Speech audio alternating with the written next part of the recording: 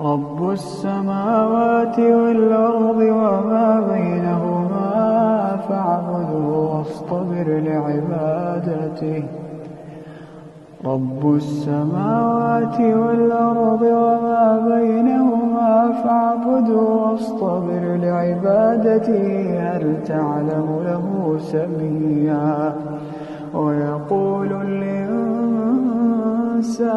وإذا ما مت لسوف أخرج حيا. أولا يذكر الإنسان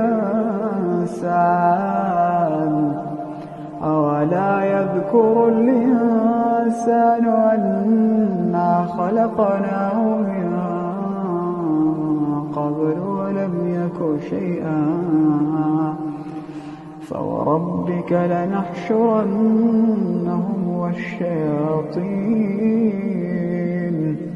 ثم لنحضرنهم حول جهنم جثيا.